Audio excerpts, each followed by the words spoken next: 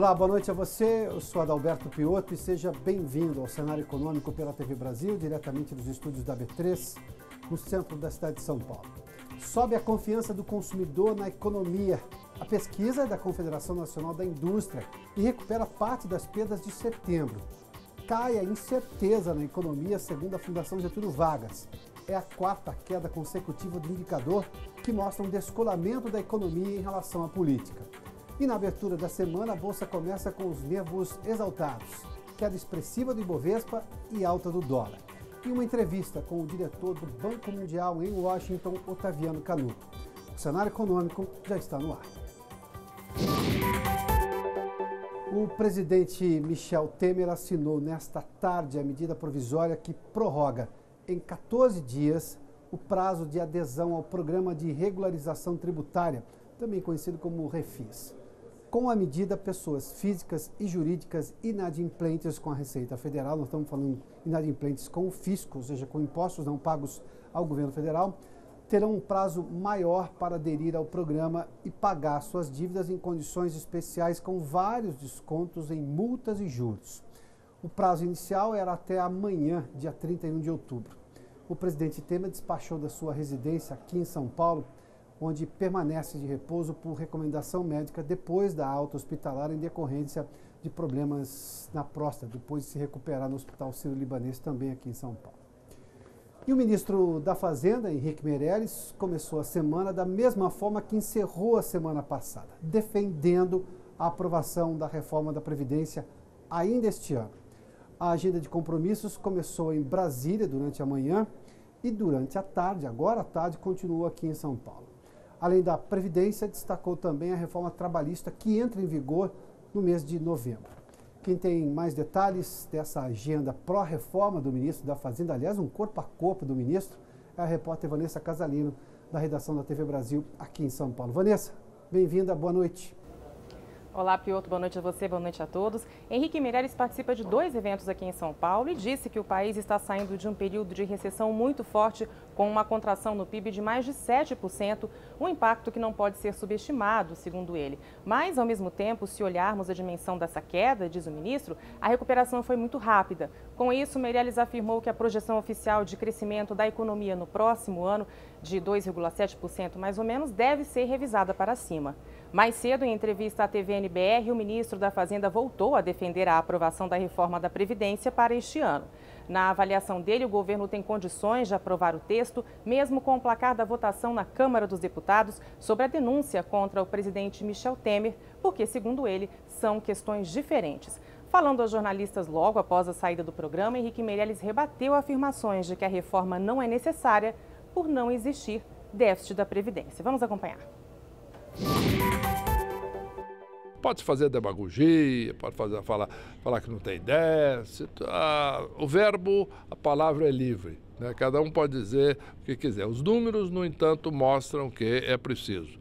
E se não for feito esse ano, e o ano que vem, porque é um ano eleitoral, não for feito, o que vai acontecer? O governo que estiver no poder em 2019 vai ter como primeiro grande desafio ter que fazer a reforma da Previdência. Então é melhor para o país, é melhor para todos que seja feito agora. Henrique Meirelles falou também sobre a reforma trabalhista e disse que as novas regras que entram em vigor agora em novembro vão gerar 6 milhões de novos postos de trabalho. Mas explicou que esse resultado vai depender do crescimento da economia. Piotto. Muito obrigado, Vanessa. O ministro tem feito esse corpo a corpo no Congresso com deputados desde o começo do ano. Aí nós tivemos aquela crise política com a primeira denúncia contra o presidente Temer. A segunda também foi votada recentemente e foi arquivada no mês de maio. Na verdade, com os áudios da delação dos irmãos Joesley.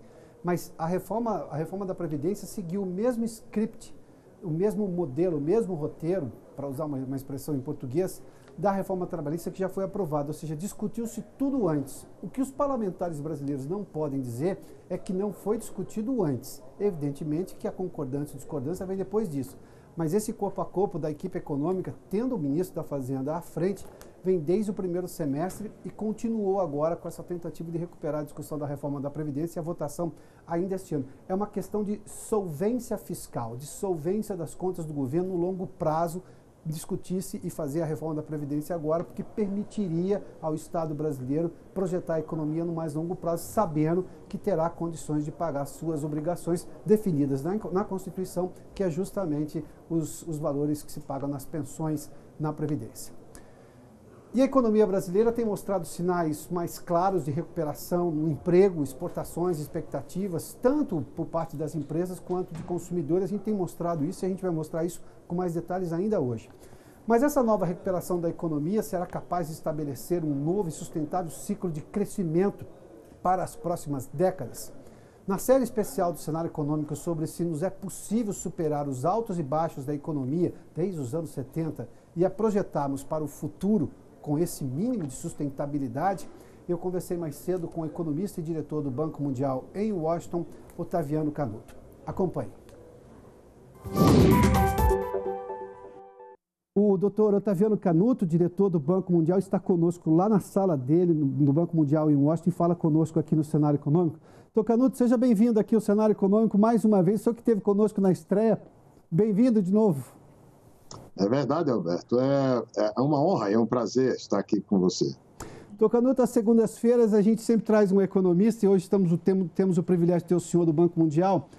Levando-se em conta todos os altos e baixos que a economia brasileira teve desde os anos 70, e tivemos picos e vales aos montes, a gente não teve ainda por um longo período, e a pergunta é se a gente consegue ter nos próximos 50 anos, com todo esse aprendizado, desde os anos 70, ter um crescimento sustentado no Brasil, ou seja, sustentado e sustentável, ou seja, uma alta, por mais que não seja de 7%, de 8%, de 9%, como a China tem, mas passar um longo período do tempo crescendo. O senhor acha que é possível? É possível e depende de nós. Eu creio que entre as lições do período mais recente, e quando eu digo período mais recente, os últimos 20, 30 anos, as lições são claras. A necessidade de se ter estabilidade macroeconômica, previsibilidade macroeconômica, chega de invencionices ou de se imaginar que existem soluções mágicas via macroeconomia, e fazer a lição de casa no que diz respeito à base em que opera o sistema produtivo brasileiro, o ambiente de negócios, o clima de investimento naquilo que depende do macro, mas também do que depende do microeconômico. Tem uma agenda de reformas microeconômicas que precisam ser implementadas. Na medida em que nós conseguimos implementar essa agenda, na medida que nós também, ao mesmo tempo, consigamos colocar no lugar um ambiente regulatório que permita as parcerias público-privadas na área de infraestrutura, a gente pode começar um longo ciclo de crescimento econômico, particularmente se, além dessas duas, da agenda de reformas microeconômicas e de parcerias público-privadas na infraestrutura, a gente tiver uma evolução da quantidade para a melhor qualidade na educação brasileira. Não subestimemos o alcance das reformas microeconômicas. Eu incluo aqui, particularmente, o capítulo do comércio com o resto do mundo. O Brasil não pode continuar apostando no grau de fechamento comercial como o que tem preferido ao longo das últimas décadas.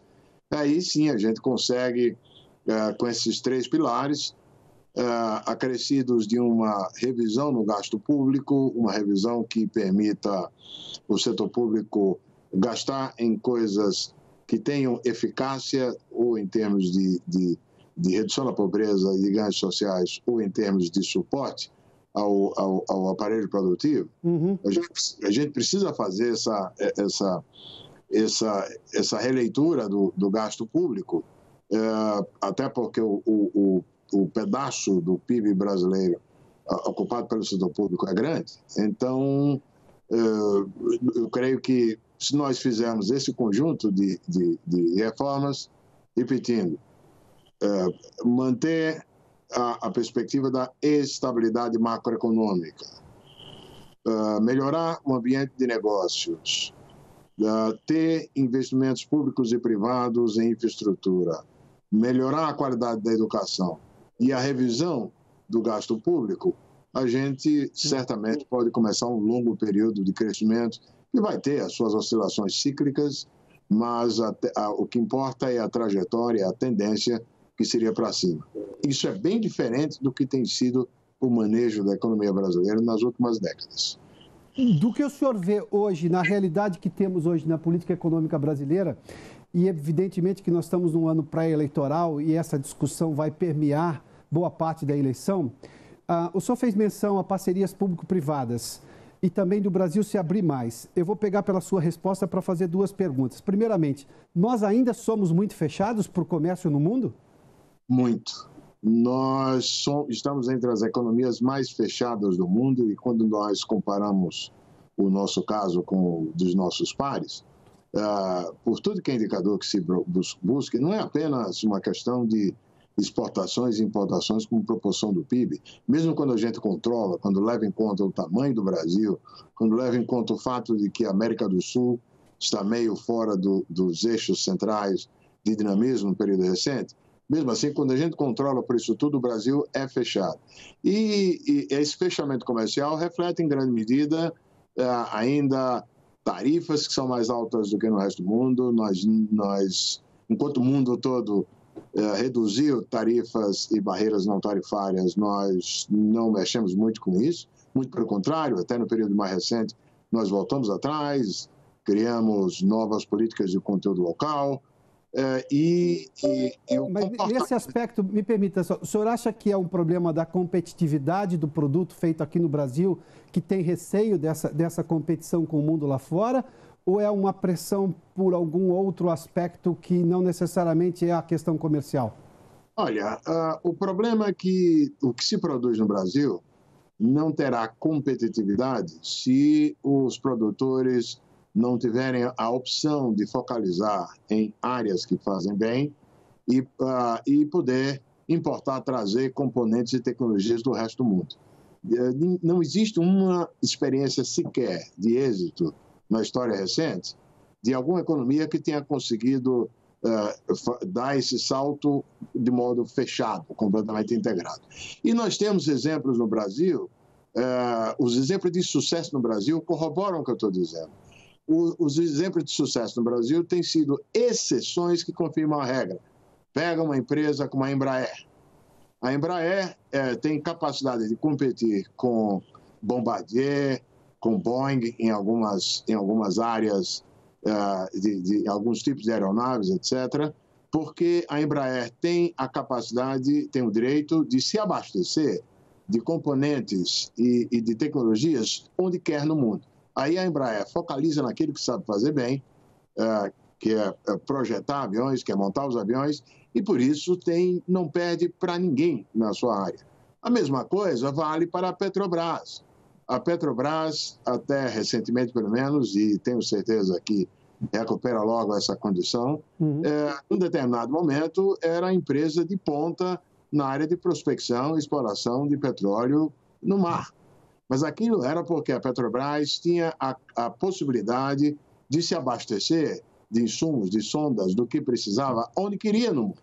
E por isso a Petrobras pôde focalizar e bem naquilo que sabia fazer bem. Isso deu um valor e uma capacidade da Petrobras de competir com qualquer um, inclusive aqui no mercado doméstico. Pega a agricultura brasileira. A agricultura, como não tem sido objeto justamente das políticas distorcivas que acabaram sendo usadas para a indústria, a agricultura tem uma competitividade decorrente de grande patamar, de alto patamar de introdução de tecnologia, de condições de competir em qualquer lugar do mundo.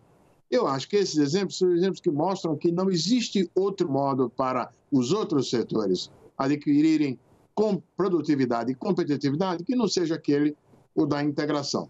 Vai ser duro em alguns casos, algumas cadeias vão enxugar, mas aquilo que puder permanecer vai ser capaz de competir. Do contrário, Do contrário, a gente fica esse ciclo vicioso em que as empresas pedem barreiras e pedem subsídios para resistir à concorrência do exterior e elas próprias acabam nem não investindo porque ninguém investe o seu dinheiro próprio em sucata. O senhor está dizendo que não é a grandiloquência de se achar autossuficiente, sim a grandeza de se abrir para o mundo, é isso? Que nós já temos, o senhor citou 3 exemplos, da agricultura, da Petrobras e da Embraer, 2 das áreas que são extremamente de alta competição no mundo, petróleo e avião. Aliás, avião talvez seja mais ainda. Exatamente, exatamente. Se o Brasil quiser ter uma inserção em áreas com valor agregado no mundo, terá que fazer algo desse sentido. Senão, a indústria infante vai continuar infante, apesar de tantos anos de maturidade. Bom, o senhor fez menção também sobre a questão das contas públicas e de gastos do governo. Nós tivemos recentemente a revisão dos gastos do governo, nós tivemos uma mudança do déficit, nós tínhamos um déficit, o déficit vai ser maior este ano e o próximo ano, mas isso era apontado com uma necessidade justamente para não incorrer algum crime fiscal. Por outro ponto de vista, nós temos uma série de coisas, por exemplo, a taxa Selic está em queda e há uma crença de boa parte de investidores que compraram recentemente autógrafos de aeroporto, arremataram em leilões e pagaram acima do preço mínimo. Quer dizer, eu tenho o mundo investindo no Brasil no momento em que o governo ainda tem um problema de déficit fiscal muito pesado. Essas duas coisas se combinam ou está se olhando muito no longo prazo e por isso que o investidor está investindo, por exemplo, em aeroportos? Há que diferenciar, Adalberto, a conjuntura da estrutura. É evidente que algumas coisas que estão acontecendo agora, elas em grande medida refletem isso que se combinou de chamar no Brasil de dicotomia entre economia e política. Mas essa separação, essa vida dupla, ela tem limites. A recuperação econômica no curto prazo tem um componente fortemente cíclico. A economia bateu o fundo do poço e, naturalmente, alguns mecanismos de regeneração começam a funcionar. Por exemplo, as famílias e, em menor medida, as empresas já desalavancaram fortemente ao longo dos últimos anos, então tem margem para a recuperação um pouco do crédito. Existe o próprio efeito da queda de salários reais ao longo dos últimos anos, que enseja retorno de competitividade em alguns setores e a demanda reprimida ela retorna. Então, há uma recuperação conjuntural, que é basicamente o que explica o 0,7% do PIB esse ano, provável, e 2,5% ou mais no ano que vem.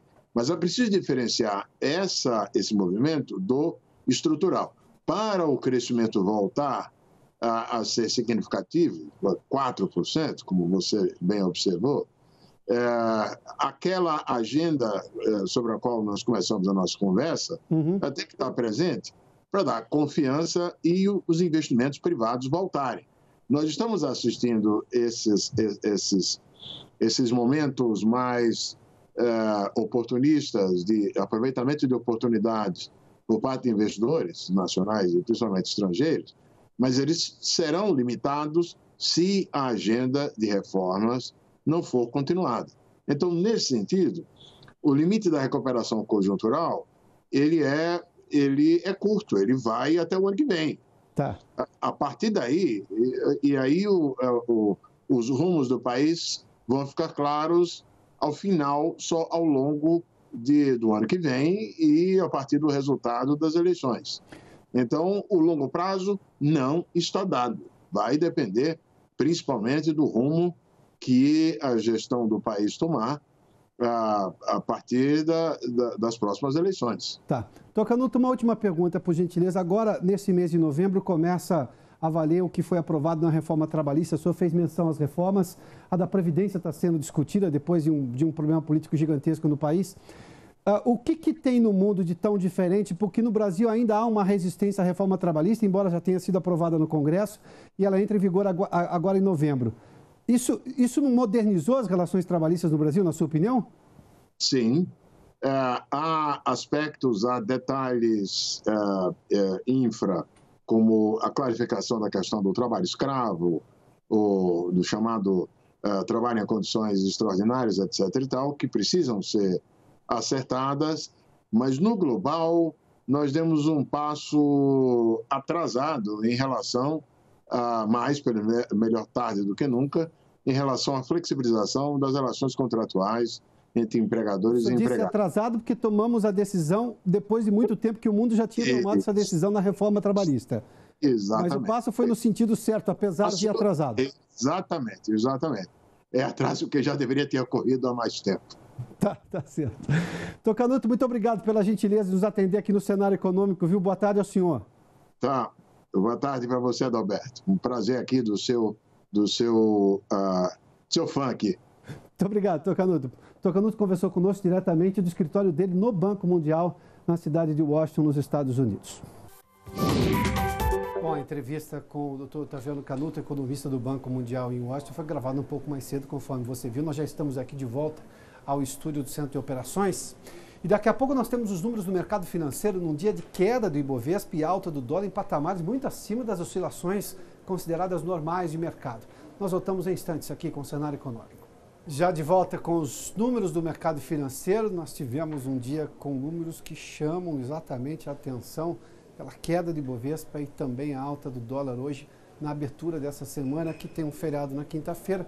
Vamos ao Ibovespa primeiramente, nós tivemos aí uma queda de 1,54%, chegou a ser mais alta durante o dia, recuperou-se um pouquinho, se é que a gente pode chamar de recuperação, mas terminou em 74.800 pontos. Só para relembrar, o Ibovespa esses dias tinha 76 mil pontos, baixava, ia um pouco em 75 mil, depois subia 76 mil pontos. Hoje nós tivemos essa surpresa com essa queda expressiva a 74.800 pontos, ou seja, saiu da casa dos 76 mil, saiu da casa dos 75 e voltou aos 74, conforme a gente viu ali. Vamos também ao dólar. O dólar, uma alta de 1,17% a R$ 3,28, uma alta também expressiva, chegou a ser maior durante o dia. Vamos lá, algumas explicações rápidas sobre o mercado hoje.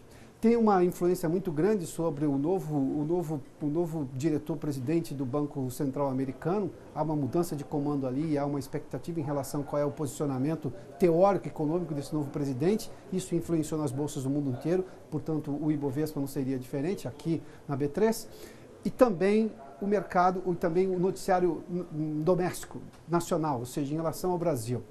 A última pesquisa do Ibope que mostrou o ex-presidente Lula à frente, que enfrenta um julgamento ainda em segunda instância, ele que já foi condenado em primeira instância, não se sabe se vai concorrer ou não, mas o fato dele e Bolsonaro em segundo, Jair Bolsonaro, o deputado Jair Bolsonaro em segundo, e são dois candidatos com nenhum compromisso com a agenda de reformas que se tem hoje, que é aprovada pelo mercado financeiro, é que de fato assustou. E quando a gente fala em mercado financeiro, a gente não está falando de especulação só não. A gente está falando dessa agenda de reforma que está recuperando o país da maior crise econômica que ele viveu recentemente, justamente pelas políticas equivocadas da gestão anterior. Bom, e o dia de hoje, com o mercado nervoso, contrasta com vários índices divulgados sobre confiança. Primeiramente, os números de outubro de incerteza da economia, medido pela Fundação Getúlio Vargas, mostram uma queda expressiva no índice pela quarta vez seguida, o que demonstra claramente um descolamento da economia em relação à política. Vamos dar uma olhadinha nessa tela? Está ali, olha, outubro caiu 8,3 pontos. Caiu a incerteza, o que, portanto, é uma notícia positiva. Está lá, o índice de incerteza da economia no Brasil, está lá, era de 119 pontos em setembro, veio para 111 pontos, é a quarta queda consecutiva, o que demonstra claramente que esse índice está perdendo força e isso é uma notícia positiva, que caiu a incerteza. Na mesma toada positiva, a confiança do consumidor registrou uma nova alta também nesta passagem de setembro para outubro. Os números são de outubro agora, recuperando perdas do mês anterior. É verdade que aqui os números são mais oscilantes, o que demonstra um consumidor que está ainda fazendo conta no dia a dia. Vamos dar uma olhadinha ali, olha, para a gente ver assim a confiança do consumidor em alta. Uma alta de 2,7 pontos a 101,2 pontos. E na pesquisa demonstra claramente que o consumidor está acreditando numa inflação menor e num desemprego menor também, ou seja, nós estamos falando de coisas positivas. Nós temos tempo ainda para falar sobre o Copom? Não temos. Então vamos lá. Só rapidamente, vamos só para uma tela aqui do Boletim Focus, que a gente tem também uma recuperação. Isso aqui já é a expectativa na próxima tela, por gentileza. Vamos lá, na expectativa dos economistas e analistas ali. Está ali, ó, inflação maior agora, nessa pesquisa de hoje, divulgada pelo Banco Central, o Boletim Focus, que semanalmente houve mais de 100 economistas no país, 3,08 para a inflação, uma leve alta em relação à semana passada, e o dólar a 3,19 também uma leve alta em relação à semana passada. Bom, o cenário econômico fica por aqui. Daqui a pouco você acompanha os Corredores do Poder, hoje sob o comando de Mariana Jungmann. Muito obrigado pela sua companhia, pela audiência. Boa noite. Até amanhã, terça-feira, estaremos ao vivo aqui no Cenário Econômico. Até lá.